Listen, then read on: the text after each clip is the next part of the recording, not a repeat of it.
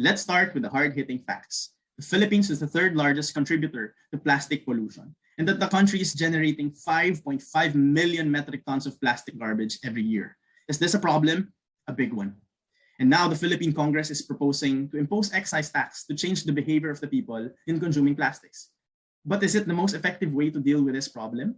If the government is to impose tax, then who exactly pays? At the surface, it would probably be the suppliers, but the law of elasticity says otherwise.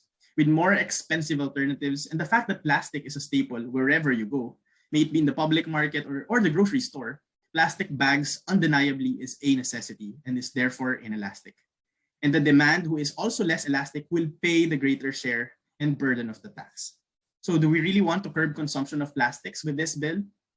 Perhaps not. If the reason really is to curb consumption, why tax when you can completely ban? That perhaps is because the proposed measure is more than what meets the eye. Who knows? Maybe the Department of Finance has something to say. While completely banning plastics will certainly solve the issue, it does not come without a hefty price. Attached to it are some negative externalities that I, for one, am personally concerned. Not to mention a long list, workers in the plastic sector may emerge as losers in this trade-off. They may face retrenchment as suppliers begin to close down. Coming from the Department of Labor and Employment myself, I would perhaps say, wait a second. So what now? Historically, we have the Republic Act 9003, also known as the Ecological Solid Waste Management Act, to show us that implementation and execution of this law was a struggle for the Philippines. The law only resulted to a minuscule effect in the behavior of its consumers.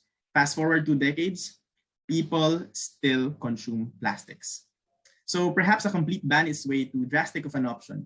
This leads us now to a possible conclusion, at least in the case of the Philippines, that to impose a complete ban on plastic will not be the most strategic option, simply because time will only tell how the people responded to regulations and also the possibilities of negative externalities. And that the more feasible option is to tax, straightforwardly because taxes are easier to collect, taxes are easier to implement, and that they are imposed before actual consumption. Now the question is, how high should the tax be for it not to become just regressive and for it to finally trigger a change in behavior?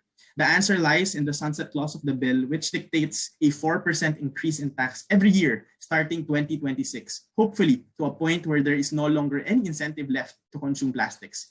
This provision sets in motion a space where companies and most importantly workers can justly transition to safeguard their employment without prejudicing the environment. Will this be enough?